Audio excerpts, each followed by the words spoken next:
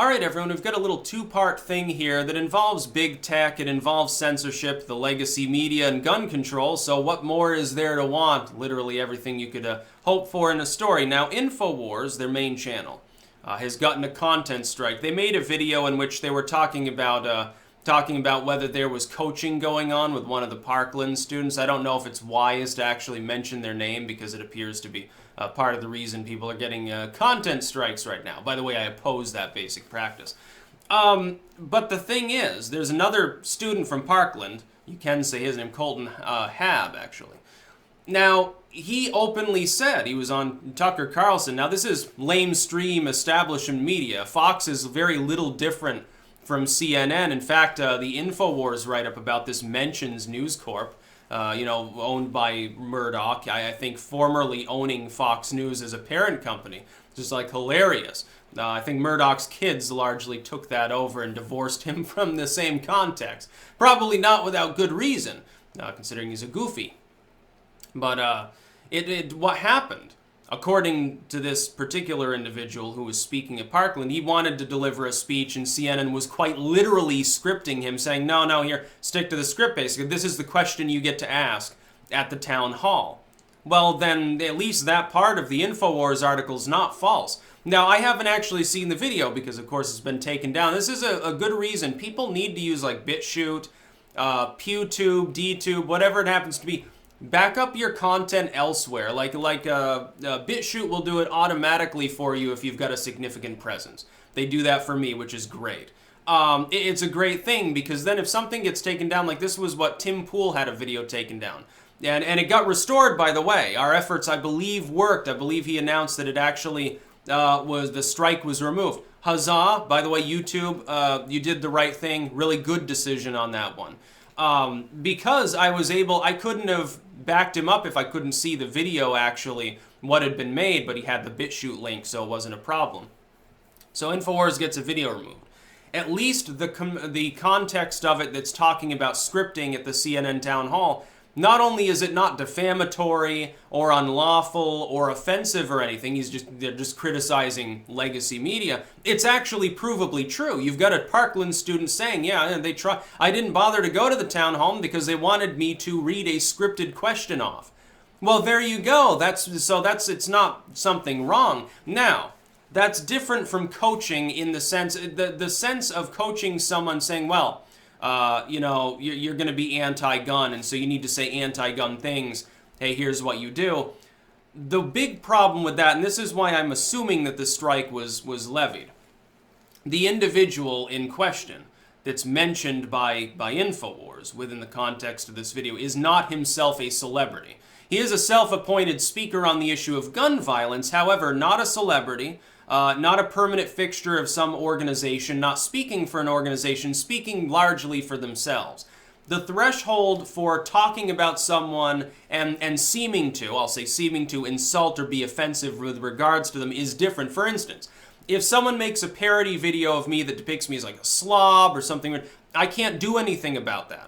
Because I put myself out here, it's literally part of my job. I put myself out on YouTube every day talking about political issues and stuff. If somebody calls me a dumbass for my political beliefs, I can't sue them for defamation. I can't sue them for harassing me. I can't really do anything about it. They have the right to criticize me. But if some random average Joe gets up and says something on the news and then an organization says they're being coached, the threshold is different. But, here's the big but. For CNN to attempt to attack another news organization, whether it's, in the sense of Infowars, it's infotainment, basically. It's not just strictly news and analysis. For CNN, a competing company, to go to YouTube, get their ear and say, hey, look into these other videos too, and YouTube says, okay, we will, that crosses, I think, a big line for me. I don't think that that's right at all. That's like saying, okay, you're a YouTuber, right? Say you have millions of fans. You do gaming videos. And some other gamer that you compete with for people's time usage, for views, you decide to contact YouTube and say, hey, look into these videos. They might breach TOS. Wouldn't that at the very least be a bit underhanded? I think it would. And if it were a private individual doing that, nobody would back them. They'd say, what the heck are you doing, dude? That's so slimy. It's so underhanded. But CNN, of course, its fans won't have a problem with this. Now, the justification that they give as well, Infowars peddles conspiracy theories. So, have you even gone to the weird side of YouTube lately? Infowars barely scratches the surface of the spooky woo weird side of YouTube in every other video. They get a lot of flack because they have a big audience. There are literally thousands and thousands of significant accounts on the weird side of YouTube that only talk about Nibiru, or government takeovers, RFID chips, reptilians, people being coached, being actors, Sandy Hook, everything under the sun. Literally thousands of people do that on a day-to-day basis, and you're fixated on Infowars. Now, the reason why CNN would attack them is, again, it all goes back to the same exact thing, money. They're trying to go after the alternative media because we're out competing them. Infowars is ultimately infotainment. It is not, some of it is tongue-in-cheek. Alex Jones mentioned this at his own trial. He said, yeah, I actually care about these issues, yeah, but some of the overacting, it's entertainment. It's not, hey, I'm actually off my rocker and I actually run through my studio shirtless for no reason because I overdosed on red pills. That's not what he's doing. It's entertaining people. It's a little bit, why do you think he likes Trump so much? It's because he's got the same basic strategy. Trump's done this. Did it with wrestling. The fighting's not real, but you get people amped up. You make them think that you're angry. You make them think that you're off your rocker. You make them think that you're nuts, so that you're roided out, that you're crazy. That's what you do. Apprentice, same thing. You make people think that you're about to launch across the table, punch them in the jaw because you hate them for being inept. You're not actually going to do that. You're a billionaire businessman. You're sitting there like, I'm making so much money off this show, I don't care if all of their inventions and schemes fail. He's not going to lose money on it, but he has to pretend. It's projection. That's what Infowars does. And then you have people like myself. I just give straightforward analysis. I don't make any pretense. If I don't care about something, I'm not going to talk about it, generally speaking, unless a hell of a lot of other people care. In that case, prelude to the video, I really don't care about this, so, you wanted me to make it. And that's happened before. This is a breach of the right of Infowars, a competing company, to operate on a competitive platform, ultimately, and be left alone by one of its competitors that's seeking to differentiate. CNN as a priority creator is differentiated from Infowars not so much in terms of audience, because Infowars has millions and millions of fans. It's not just the YouTube channel. Paul Joseph Watson's YouTube channel alone has, 1.3 million fans. Look at the podcast and private website, and there's this offshoot show, and that person who was on Infowars has their own presence. It's an empire, really, of infotainment and of entertainment, and of actual info. All three are represented there somewhere within the organization. CNN prides itself on being more straightforward, but really it's just propaganda. This is the same CNN that told its viewing audience on live TV, hey, don't read the WikiLeaks stuff, it's illegal. Am I going to really trust them about what is or is not accurate information? So what I would say, and this goes out to people that are talking about situations like this with like Parkland. Don't target private individuals in any seeming manner. You've got to understand, if you're in the alt media, you're not being held to the same fair standard as CNN. They can speculate on somebody like me being a shitfuck and ultimately get away with it by being a priority creator. Nothing will happen to them. We can't do the same thing when we're weighing in on an issue. We have to hold ourselves to a different standard. In a way, we have to hold ourselves to actual credible journalistic standards that have been denied and abandoned by CNN and Fox and groups like that. So be it. Are we not intelligent enough to do that? Whether it's infotainment, some people who do political banter and stuff, some people it's more the blood sports, it's the entertainment side. Some people like myself, it's more just the analytical side. It's here's what happened, here's my thoughts, here's a poll, here's my thoughts on some election, here's the candidate I prefer. It's more cut and dried and academic, maybe you would say, and boring to some people, in all honesty. And some of it's a fusion of the two. It's like news with entertainment or something. Now you'd think of maybe a Mr. Medicare. And so people make this content. We're all intelligent individuals. We're all rational. We're certainly smarter than the pundits on cable, who largely ignored social media until last year, said it was irrelevant, didn't get on the gravy train. Now they have to attack Infowars and everybody else in order to try to eke out an existence. Look, CNN is losing audience on cable. Their website's not growing. It's not getting stronger. They're trying to export their presence to the social media era, having been left behind for half a decade by people like myself, by people like many of you out there. That's what it's all about money. It's not even about politics. It's not some grand cover-up. you know, Alex Jones might chalk it up to that. He's wrong. It's about money. They want some of your audience, basically, Alex. It's what they ultimately want. They want some of mine. They want Lionel's audience and the Golden One's audience, and they want Paul Joseph Watson's audience. They want our audience because it means money for them. It means more people buy their stupid streams. More people buy their stupid merchandise. They'll pay attention to their stupid cable channels. They're so inefficient. They're such liars, too. I mean, this is all a lie.